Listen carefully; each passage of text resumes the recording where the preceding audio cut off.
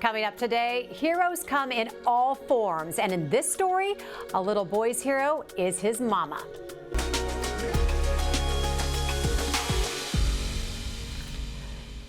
Good morning, I'm Jessica Lovell, and welcome to the Morning Medical Update. When Jessica Meza gave birth to her baby boy, Brennan, she was stunned to learn her new baby was already in kidney failure.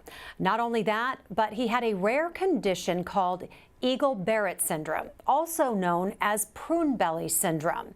His life was in danger. Little did she know at that moment, she held the key and the kidney to saving her son's life. And we are catching up with Jessica and her son Brennan this morning. Good morning. How are you both doing today? Good morning. Good. You're good. Okay, I'm so happy to have you both with us. We're going to get with you in just a moment. Here in studio with us is going to be Dr. Sean Coomer here in just a moment. He's the Chief Medical Officer with the health system. He's also Jessica's transplant surgeon. He's very busy, and he's going to be joining us here in just a second. But we also have Samantha Brenner, living organ transplant coordinator here at the health system.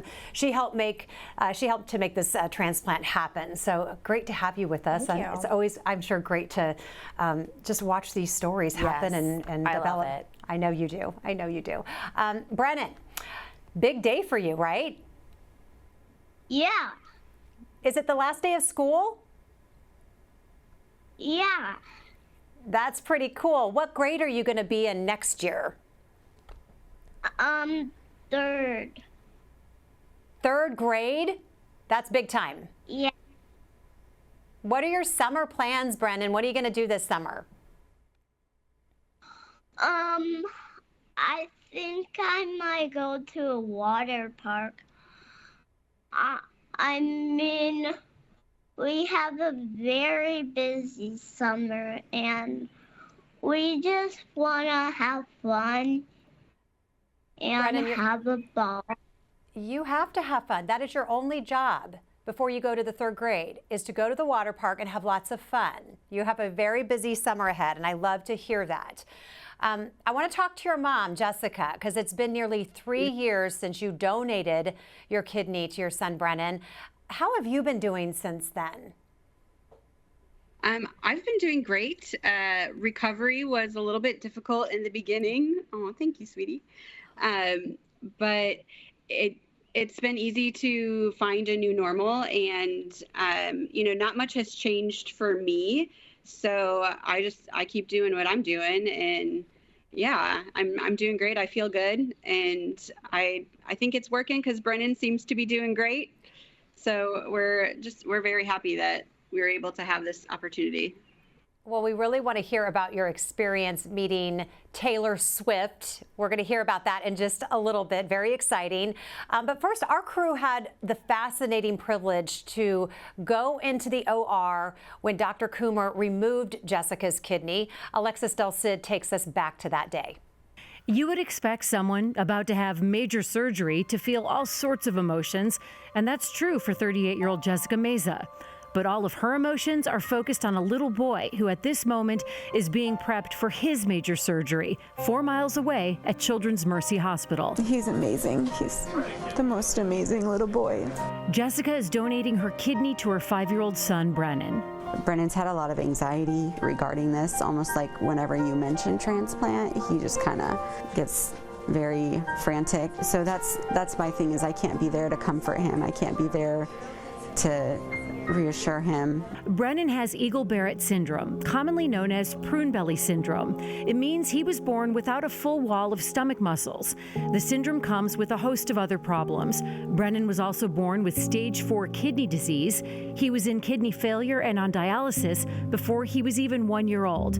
But 6 weeks ago, Jessica finally got the call she was approved to donate her kidney. It has been a very long and very dark road leading up to this day. So I did a workup about 3 years ago, and they told me at the time that I needed to lose 20 pounds. So I thought, no problem. I ended up getting pregnant, and then I had a miscarriage. And then COVID happened, so everybody was gaining weight. And Brennan had a stroke at that time too, in June of 2020. Jessica buckled down, ultimately losing 50 pounds. It's a big gift for somebody to do this, and not every person would do this. Transplant surgeon Dr. Sean Coomer leads the team removing Jessica's kidney. Yeah, it's one of the greatest responsibilities and greatest honors at the same time. The surgery takes about 2 hours from first cut to last stitch. But before he fully removes Mom's gift of life from her body, Dr. Coomer makes one final call to Brennan's team of doctors at Children's Mercy Hospital. Are you good? Okay for me to proceed and get it all squared away, and not cross-plant? Kidney out, Dr. Coomer delicately prepares it for little Brennan and his waiting surgical team. Before this surgery, we had asked Jessica and Dr. Coomer if they had any messages for Brennan, who will one day grow up and see this story. Your mom saved your life, gave you life, saved your life, and continues to love you. I wish I could have done it sooner, but I know that this was the perfect time. Jessica, wow. What do you remember your emotions being when you woke up from surgery and you were told it was all a success? Honestly, I don't think I really remember being very emotional. I just remember being in a lot of pain. That makes sense. When was the first time you got to see Brennan post-surgery? Just what was that moment like? I think it was 3 or 4 days after the surgery, because I spent a couple of days in the hospital myself, and then seeing him for the first time, he was already doing better. He looked better. He had more color. He seemed to be happy and adjusting very well. His recovery was a lot smoother than mine was, and so he was a kid ready to be a kid again. And yeah, all thumbs up. He did such a great job through it all, and the recovery for him was nothing. I could tell. Thumbs up all the way. Brennan, how old are you now? 8. 8. All right. 8 and going into the third. 9. Almost 9, going into the 3rd grade. Dr. Coomer, how often do you get to see a parent donating a kidney to their own child? Well, luckily it's kidney disease in children is not extremely common, so it doesn't happen a ton. But we, in a center like this, and with our partnership with Children's Mercy, we see a lot of it. So we have parents that are very excited and very motivated to help their child. I bet. Well, when we get to go in the OR with you and Dr. Schmidt, we get to see the kidney roll next door. That's kind of how that you guys work in tandem there next door. And so it's waiting in the operating room right next to you. But in this case, who transported that kidney across town to Children's Mercy? How did that all work? So we work with Midwest Transplant Network. They're a specialized group, an organ procurement organization. They help us with all types of donors, but they have specialized folks that will come in and package that kidney after we take it out and flush it, and they will package it, deliver it across town, and go directly in the operating room, and it gets open for the surgeon over there. Ever since you guys did that story, I always say my favorite part was when you make that call in the middle of the surgery and say, hey, are you ready to go? You're talking to each other in the ORs across town. Yeah. Brennan's care, of course, was handled at Children's Mercy, but Sam, did you get a chance to meet him at all pre-transplant? I did not get to meet him, but I heard all about him, so I knew how special he was and how important he was to his mom. And I did get copies of their photo shoot, and I do still have them hanging at my desk. A special bond they have. A big challenge in transplant, of course, is finding the donor. Jessica, naturally ready and willing to donate to her child, but it's not always that easy. Give us an idea of what Jessica had to do and then what you have to do as a coordinator in order to make all this happen. Yeah, and like the video said, Jessica did have kind of a long road. She had to lose some weight and do some other things and had life happen. But she was definitely, dedicated, which a lot of parents are like that for their kids. We have to review their health history. They have to come in and do a lot of testing, labs, imaging, meet with all the doctors, the surgeon. We just have to make sure that they can live their life healthy with one kidney. And fortunately, usually parents are a good match since they share half their DNA with their child. So they were a good match, and she was, motivated to do anything she she had to do, to help him. Now, this question may be best for a pediatric expert, but Dr. Coomer, can you explain what prune belly syndrome is and how it impacts kidney function? Sure. Prune belly syndrome or Eagle-Barrett syndrome, it basically what happens is the congenital malformation of the abdominal musculature, but also has urogenital malformations, which can lead to kidney disease and can manifest obviously in the womb, and then obviously when born. Sometimes they can be more advanced or less advanced, just kind of depends on how it progresses. Pretty rare? Very rare. Very rare. Jessica, you've had to become your own expert on prune belly syndrome even after kidney transplant. What kind of care does Brennan receive? So at first, he was on dialysis. He's had regular lab draws since he was an infant. He has a port so that we can get those lab draws easily. Post-transplant, he is still unable to empty his bladder on his own, so we have to do intermittent cathing every 2 hours. He's had a feeding tube growing up. Thankfully, after transplant, he got a healthy appetite, so he eats everything by mouth. But we still use his feeding pump to hydrate him, because with that new kidney and intermittent cathing, we need to make sure that he has enough fluid at all times. So we use his pump to give him water overnight and sometimes during the day to help with that hydration. Jessica, Dr. Coomer mentioned that it's pretty rare, but how many other prune belly families have you been able to meet, and what's it like hearing their stories? We're actually very blessed to be able to have met quite a few prune belly families. When we found out about Brennan's condition as a baby, we found the Prune Belly Syndrome Network on Facebook, and it's an entire organization dedicated to research and connecting families with prune belly syndrome from all over the world. So we've gone to 2 different prune belly conferences in the last several years, and we've gotten to meet families from New Zealand and Australia and China, Africa, and of course across the United States.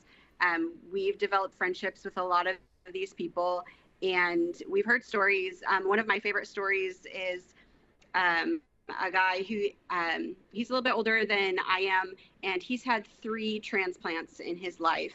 And when he shares his story about what he went through as a boy dealing with prune belly and as a teenager and then a young adult, it's just very inspiring to know what Brennan may be going through and how he can overcome it. So yeah, we're fortunate to have a lot of prune belly family friends.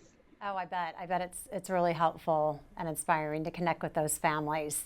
If you are watching this morning, send us any questions you have about organ donation or prune belly syndrome. You can leave a comment on Facebook or YouTube. You can also email the Medical News Network. That information is right there on your screen.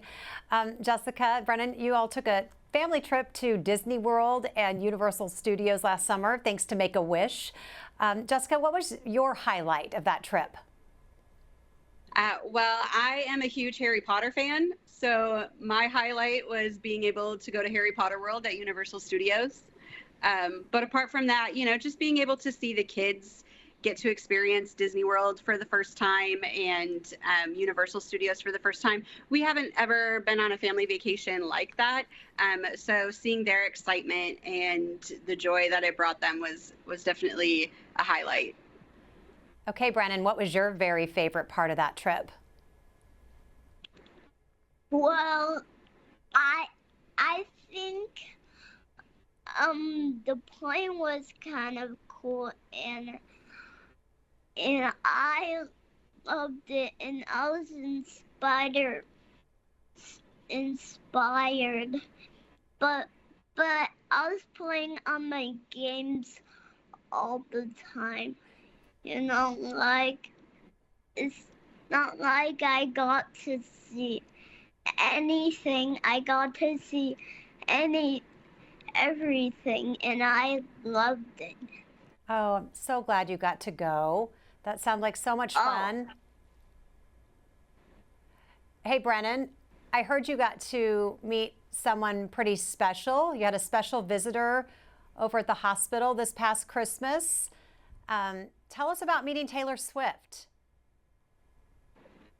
Well, it was really cool, but my dad was like, oh man, I gotta call Jessica, and and now he's like, hey, Taylor Swift is coming. Do you want to meet her? And my mom was like, oh my gosh, yes. And then she's like, sorry guys, I'm going to meet Taylor Swift. And everybody was like, go, go, go now. And she was driving and she got a call. And Taylor Swift is like, hi. And mommy was like, don't worry, I'm driving at the speed limit. And she was like, oh, don't do that. He's telling my whole story.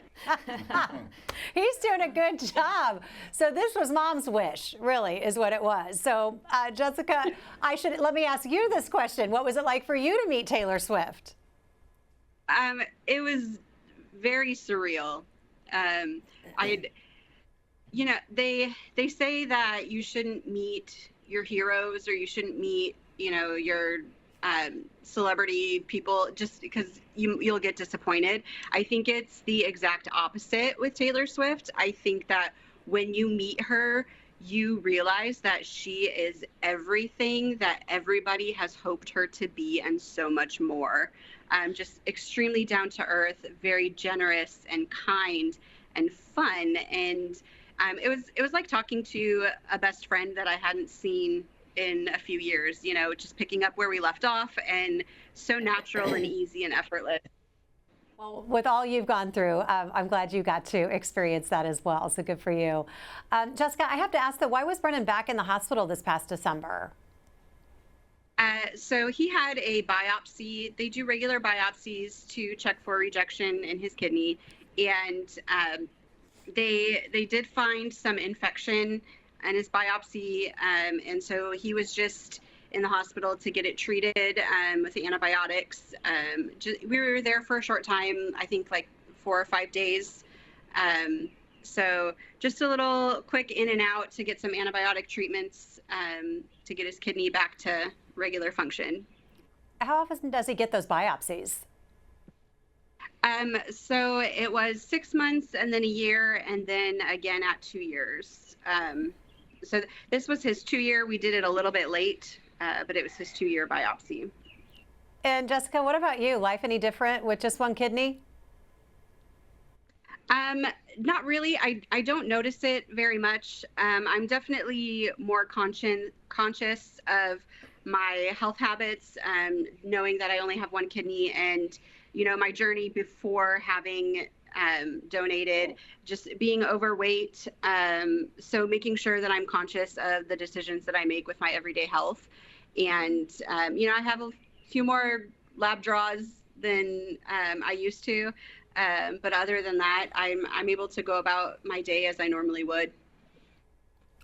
Well, we want to get to some comments and questions from our viewers this morning. Jill has a question. Will Brennan always need a catheter?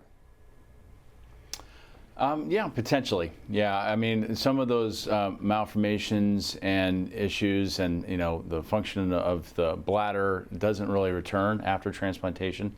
So that most likely will be the case. Alexis has a question. Brennan is so cute. I could listen to him tell stories all day long. So precious that he still gives his mama kisses. Jessica, you are so strong, and Brennan is such a bright light. Question is from Denise: is prune belly syndrome inherited? I don't believe it is. It tends to be just kind of a freak thing that happens genetically. Okay. Jeremy has a question for you, Brennan. What did it feel like? I've never had a transplant before. I think you're tougher and stronger than me. So what did it feel like? Well, it basically felt like, when they put the kidney in, it wasn't so bad at first, but it started to hurt a little. and that's why my old one had an infection, so they gave me a new one, and they didn't want to give that other one to my mom. I mean, my mom knows I'm such a brave little boy. You are very brave. Yes, she does. Thank you for explaining that. That makes a lot of sense. Stuart wants to know, Jessica, how is Brennan's care handled when he's at school? They actually have nurses and aides at school that help with Brennan's cathing during the day. They help him hook him up to his feed. If he needs to take medications at school, then they will help him do that as well. So we're very fortunate to have that set in place where he has the care he needs at school with him. Bonnie wants to know, does Brennan have any more surgeries in the future? Or is he done with surgeries, do you think? It really depends. I mean, it's hard to predict that. There's possibilities. As Jessica mentioned, meeting some people in the Prune Belly Society or groups, that there was a patient that had 3 kidney transplants. So there's always a possibility. On average, living donation kidneys last 15, 18 years. But that's an average. Sometimes it's less than that. Sometimes it's more, but over his lifetime, he may require another surgery. Eddie wants to know what happened to Brennan's other kidney when he got his mom's, and is there ever a problem with fitting an adult kidney into a child's body? Yeah, so the native kidneys stay in the recipient. We usually don't take those out. Sometimes we do. It just depends. There are different thoughts about that process. But by and large, a lot of times now we leave them in. As far as a problem fitting an adult kidney into a child's body, yes, sometimes. There are different things we have to do. Usually we sew kidneys into the leg vessels, and when they're smaller children with bigger kidneys, sometimes we sew it to the aorta and the vena cava. So those are all, it's just fitting the puzzle together. Got it. Jessica, there's a question about, is there a kidney summer camp? Yes.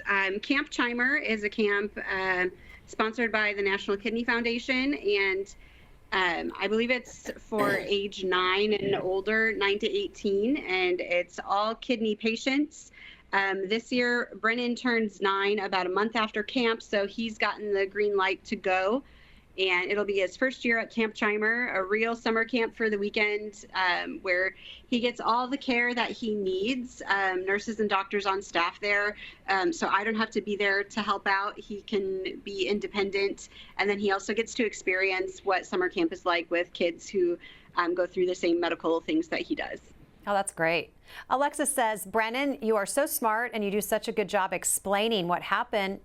She's curious if you might want to be a doctor when you get older. Or what do you want to be when you get older? Well, I want to be a lot of things. A doctor, a teacher, a cook, and an astronaut, and a farmer.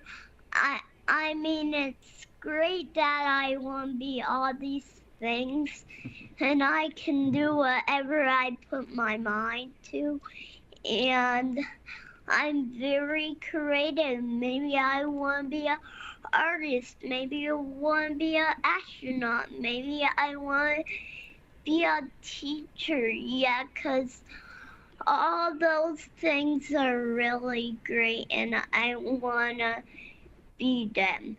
And the question is, if I can be everything, if my mom thinks I'm great at all of these things, but just one. I think that is the best thing I've heard in a long time. I was going to say all week, but I was going to say in a long time. And I'd like to know, why are you just a doctor? He's going to be all these things. Well, I'm a father. I'm a husband. Okay, I need you to start a bigger list. Okay, you're just a surgeon and you're Not just an a chief medical officer. You're not an astronaut. Well, maybe someday. I need you to step up your game. Okay. Okay, this is so fantastic. I've loved having you both on and joining us again. Dr. Coomer, what is the big takeaway from this story? What do you want people to really get from it? I think the most important thing is it's getting the word out there. Living donation is safe. It saves people's lives. It keeps patients off of dialysis. Dialysis is really rough on the body. It can advance cardiovascular disease. I mean, it just shortens people's lives. So living donation saves people's lives, and the donors are the heroes of this story. So don't be afraid to ask questions. Call Sam, get some more information, and it doesn't hurt to make a phone call and get educated. Absolutely. So. Sam, what's the big takeaway? Well, I always have to say that I have the best patients ever, people like Jessica who want to save people's lives. And as you can see, you can live a normal, healthy life with one kidney and also save someone's life like Brennan's.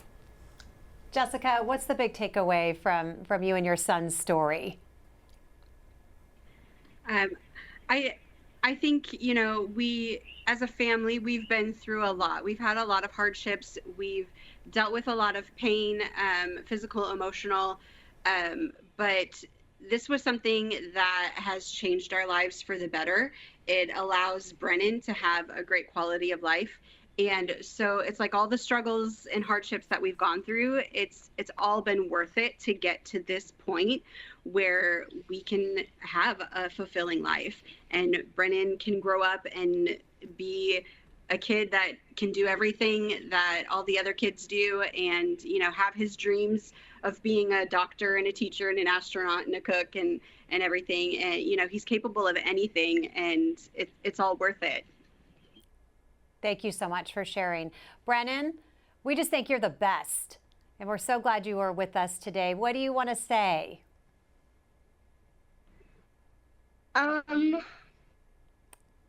Hey Jessica, thanks for that awesome message. I think it really made me feel good, and I'm glad I can be whatever I want, and you asked me all those things because I'm very happy to answer them and so glad to answer them. Brennan, will you come back on our show again? Yes. Yes. Okay, that's a promise. That's a promise, okay? We'll see you. Five. Yes, high five. I love it. I love it. Okay, have a wonderful summer, okay? Yeah. Yeah. Okay. Jessica, Brennan, thank you so much. We'll see you soon. Absolutely. Thank you for having us. Thank you. And thanks to all of our guests for being with us today. Thanks to our viewers for your great comments and your great questions, and we'll see you back here on Monday. Coming up tomorrow on the Morning Medical Update. A cancer diagnosis helps bring focus to what truly matters. For Jenny Nelson, it was the love of her life. I'm Jessica Lovell on the next Morning Medical Update, living with stage 4 breast cancer. See the vow renewal ceremony that made Jenny feel like royalty, and the community of supporters letting her know she's loved. Tuesday at 8. Subscribe to our Morning Medical Update and Open Mics with Dr. Stites podcast. Now everywhere podcasts are available.